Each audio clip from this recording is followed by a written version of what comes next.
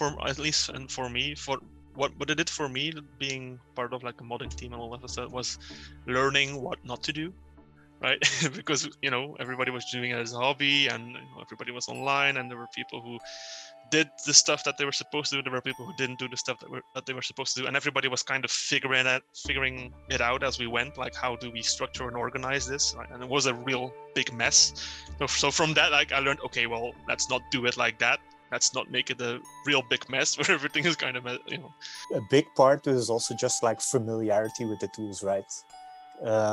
If you were already like using programs like Photoshop in your spare time to create art for like another game that you were modding, for example, or you were already doing some modeling work using Blender or 3ds Max, those are skills that you can like immediately apply in your own games, right?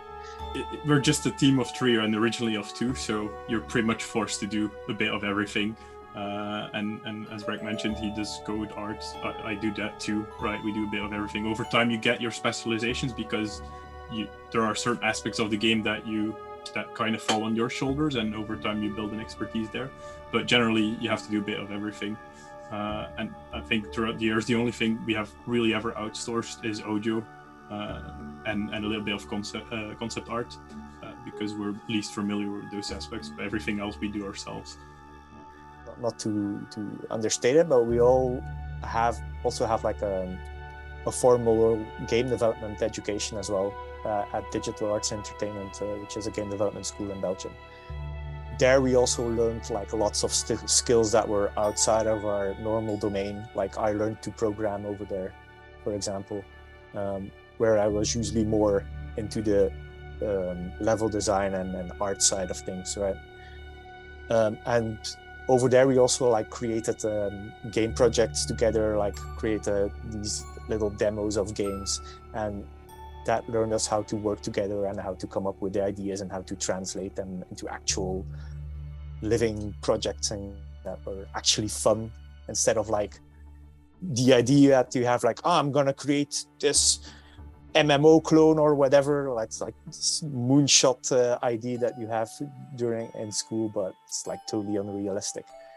But yeah, just working together and actually create tangible, realistic things that are fun. One of our strengths as well is that the 3 of us all have a very like wide taste in games in general. Like we've played a lot of different games throughout the years. For example, I tend to play a lot of strategy games, but I play a lot of other things as well. And I think having that wide background as well, even as a small team, can be very helpful in making informed decisions about the design of your game as well, because we basically like to draw from a lot of different games and inject cool elements from different genres into the game, which helps a lot as well to create this like blend of all sorts of little gameplay elements that come together to form a cohesive part. And I think, at least for Brecht and Jeroen, who modded a lot more than I did, I think that also comes a bit from their modding days, that wide taste in games is there because they got involved in a lot of different aspects of the game development as well. Yeah, there's even the wink and a nudge to some Unreal Tournament weapons in there, which is a completely different type of game, but Yeah. And also have a little background in QA as well, which also helps. Which, for some reason, I've become really good in breaking things, so that way we can often catch issues ahead of time, or at least like the like bigger issues. They still happen if for example a speedrunner gets their hands on our game, then everything breaks, but at least the large portion of issues that we can catch early on. The average player shouldn't be the average player hopefully shouldn't be able to break our game that easily. I would be very happy if some speedrunners try to break Trifox. I really enjoy watching that.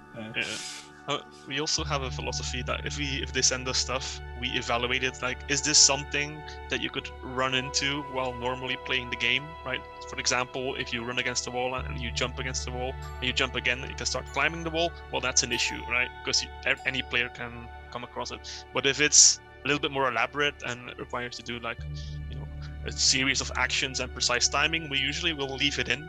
because we also find that cool that you can do that, right? Like you can kind of exploit it and get into these things.